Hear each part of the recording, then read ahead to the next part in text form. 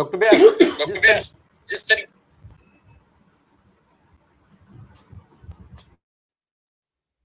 Doctor व्यास जिस तरीके की परिस्थितियां हम अभी देख रहे हैं, झारखंड एक जंतर मंतर पर एक चीज हुई, दूसरी चीज झारखंड में हुई। झारखंड को लेकर के इस समय खूब सवाल उठाया जा रहा है। राहुल गांधी को लेकर के घेरने के लिए क्या कुछ नहीं किया गया, ऐसा कुछ भी नहीं छोड़ा गया है जो जबकि वहां पर सरकार ने मांगे भी मान ली हैं, लगभग सभी मांगे मान ली गई हैं, उसके बावजूद भी अभी वहां कुछ प्रोटेस्ट चल रहा है। हालांकि बात तो ये हो रही है कि शायद वो पूरा पूरा भाजपा करवा रही है और भाजपा के ही लोग अब उसको कर रहे हैं और इत्यादि इत्यादि। इस बीच में राहुल गांधी को लेकर के जितने सवाल उठाए गए, राहुल गांधी ने खुली चिट्ठी लिखी हेमंत सोरेन को और उस चिट्ठी में उन्होंने लिखा है कि भाई सरकार ने बहुत अच्छा काम किया, मांगे मान ली, लेकिन अगर अभी भी प्रोटेस्ट जारी है, कुछ लोग कुछ छात्र अभी भी अनशन कर रहे हैं, तो आप व्यक्तिगत तौर पर उनसे मिल लें। ये बात राहुल गांधी ने कही है। सरकार में रहते हुए अगर वो सीधे तौर पर ये बात कर रहे हैं और उन्होंने ये भी कहा है कि भाई वो छात्रों के साथ खड़े थे, हैं, सरकार के अपनी सरकार के खिलाफ प्रोटेस्ट हो रहा था, उसको भी वो समर्थन दे रहे थे तब भी और अभी भी। किसी एक सिंगल लाइन, कहीं एक सिंगल लाइन ना तो एनडीए के किसी सहयोगी ने इस पूरे नीट पेपर लीक मामले पर कभी सवाल उठाया और ना ही कभी किसी ने प्रधानमंत्री को एक लाइन सजेशन दिया कि सर आपको बोलना चाहिए, आपको इंटरवीन करना चाहिए, आपको बताना चाहिए, इत्यादि इत्यादि इत्यादि। और इसके बावजूद भी दावे भाजपा की तरफ से ये हो रहे हैं कि हम विश्व गुरु बनने जा रहे हैं। डॉक्टर व्यास, ऐसे ही बनेंगे? धन्यवाद राम प्रकाश जी, मुझे आपने मौका दिया। मेरे सब साथी पैनलिस्ट को भी मेरे नमस्कार, दर्शक मित्रों आपको भी मेरे नमस्कार। देखिए, आज का युग जो है, 1975 में एक किताब आई थी the third wave, Alvin Toffler ने लिखी थी। उसने प्रिडिक्ट किया था, उसके बाद मिशिओ काकू ने भी कहा कि knowledge will be the power and who has earliest access to the knowledge shall be the most powerful. ठीक उसी समय आपने जो शब्द प्रयोग किया विश्वगुरु बनने हम निकले हैं, तो स्थिति क्या है हमारी? तो जो ये क्लासिफिकेशन क्यूएस 2026 के मुताबिक 1500 यूनिवर्सिटीज है वर्ल्ड की, उनका निकला है। उसमें चाइना की टॉप 100 में 49 1 2 3 4 5 यूनिवर्सिटी है। पेकिंग यूनिवर्सिटी, सिंगुआ university, Fudan, Shanghai and Zhejiang, 5 university top 100 में है। भारत की एक भी नहीं है। फिर 101 से 200 में चाइना की और यूनिवर्सिटीज है। 103वें नंबर पे नानजांग है, 132वें नंबर पे university of science and technology है, 177वें नंबर पे टोंगी यूनिवर्सिटी है, 186वें नंबर पे वुहान यूनिवर्सिटी है। भारत का सवाल है, टॉप 200 में 100 में तो है ही नहीं। अब 101 से 200 में 123 नंबर पे Indian Institute of Technology Delhi है, 129 नंबर पे Indian Institute of Technology Bambai है और 130 नंबर पे Indian Institute of Technology Madras है। ये 3 यूनिवर्सिटीज टॉप 101 से 100 में आती है, जिनको बर्बाद करने पे तुले हुए हैं आईआईटीज को। I mean being an IITian, मैं जब बंबई जाता हूँ, कभी कभी अपने इंस्टीट्यूट में चला जाता हूँ, तो जिस तरह के हालात करके रखे हैं उन्होंने वहाँ, अपर्याप्त फंड्स वगैरह देने के कारण, तो रोना सा आ जाता है कि एक देश की सर्वोत्तम शिक्षण संस्था का आपने ये हाल किया है। बाकी आपने शिक्षण में वाइस चांसलर की नियुक्ति की बात की। गुजरात में हर कोई वाइस चांसलर आरएसएस से नाता रखता है, अखिल भारतीय विद्यार्थी परिषद से नाता रखता है, तभी वाइस चांसलर बनने के लिए क्वालिफाई होता है। तो ये तो ठीक है। सैनिक स्कूल तक अब इनके अलग, आरएसएस के सैनिक स्कूल अलग होने लगे हैं। यानी अब सैनिक स्कूलों में भी ये भगवाधारी लोग घुस गए हैं।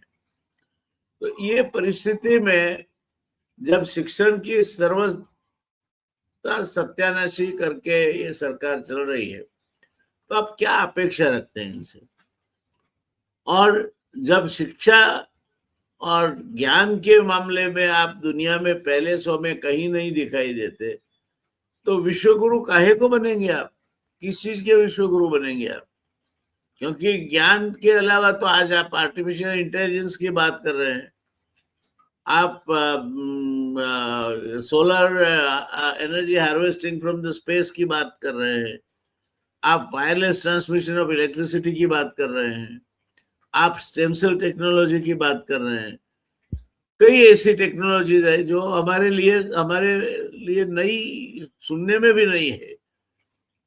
तो हमारे बच्चे एक्सपोज ही नहीं होंगे तो विश्व में अपना स्थान कैसे जमाएंगे? तो ये शिक्षा का सत्यानाश करने का एक सर्वांगीण कॉन्ट्रैक्ट भारतीय जनता पार्टी ने ले रखा है। आरएसएस उसका सह प्रमोटर है और ये दोनों ने मिलकर शिक्षा को न सिर्फ क्वालिटी में बर्बाद किया है, ऐसे वाइस चांसलर आए जिनके सामने करप्शन के बरसक आक्षेप गुजरात जैसे राज्य में है। और जगह पे भी मैं पढ़ता हूँ कि वाइस चांसलर की बातें, अब एक आईआईटी के डायरेक्टर की हैसियत से कार्यरत सज्जन जब ग्रहण मुक्त होने के बाद पूजा करवाए और अब वो आपको टेक्नोलॉजी सिखाते, विद्या सिखाते, तो फिर इनसे क्या अपेक्षा की जाए? तो शिक्षा का सत्यानाश हो चुका है। चाइना में एवरीथिंग इज अंडर गवर्नमेंट। हर एक, हम शिक्षा से एक नया वर्ग खड़ा कर रहे हैं। कुछ लोग के बच्चे एयर कंडीशन कमरों में बैठ के पढ़ रहे हैं, वेकेशन में दुबई जा रहे हैं, सिंगापुर जा रहे हैं, दुनिया से एक्सपोजर होता है उनका। कोई शॉर्टेज कमरों की नहीं होती, कोई शॉर्टेज टीचर्स की नहीं होती, best of the teachers are available. तो ये एक ऐसा वर्ग खड़ा हो रहा है जो दूसरे वर्ग के साथ ब्राउन साहिब जैसा व्यवहार करेगा। उनमें से ही लोग कॉर्पोरेट सेक्टर से लेकर हर क्षेत्र में आगे आएंगे। तो शिक्षा अपने देश में विभाजन का काम कर रही है और ये शिक्षा का जो निजीकरण है उसका उपयोग ये विभाजन के लिए इन लोगों ने करना। आप चाहे अंबानी की स्कूल में पढ़ लीजिए, अदानी की स्कूल में पढ़ लीजिए, और कई ऐसी स्कूलें हैं। तो ये शिक्षा जो वहां बच्चे पाते हैं, तो चाइना ने क्या किया है कि कॉलेज एजुकेशन तक कोई भी प्राइवेट यूनिवर्सिटी शिक्षा नहीं देगी, सब शिक्षा सरकार देगी। और अगर you are doing any activity which is that of education for profit, then you are heavily taxed. आप डिग्री विग्री तो दे ही नहीं सकते, मगर आप शायद यही सिखाने के लिए आपने कोई एक आउटलेट शुरू कर दिया और उसके आप फीस लेते हैं, तो उस पर काफी बड़ा टैक्स लगता है। तो ये एक और चाइना है जिसकी पहले 100 में भी 5 यूनिवर्सिटियां हैं, अपनी एक भी नहीं है। और हम बात कर रहे हैं विश्वगुरु बनने की, तो हम स्टैनफोर्ड, हार्वर्ड या London school of economics, Cambridge, वो उनकी तो बात ही नहीं कर सकते। सिंगापुर यूनिवर्सिटी की बात नहीं कर सकते। चाइनीज यूनिवर्सिटीज जो है पहले 100 में या पहले 200 में, उनकी बात नहीं कर सकते। हमारे नाम के खातर 3 आईआईटीज बची है। एक बात मैं स्पष्टता कर लेता हूँ कि इसमें आईआईएम्स काउंट नहीं होती, वो यूनिवर्सिटीज में नहीं काउंट होती जो इसकी वो होती है रैंकिंग उसमें। तो मगर आईआईटी 3 बची है। अब ये सज्जन निकले हैं, हर जिले में आईआईटी करना है उनको, हर राज्य में एक एक आईआईटी करना है। अरे भाई, जो आईआईटी है इसको आप रिसर्च के लिए पैसे दो, वहां और भी साधन सामग्री दो।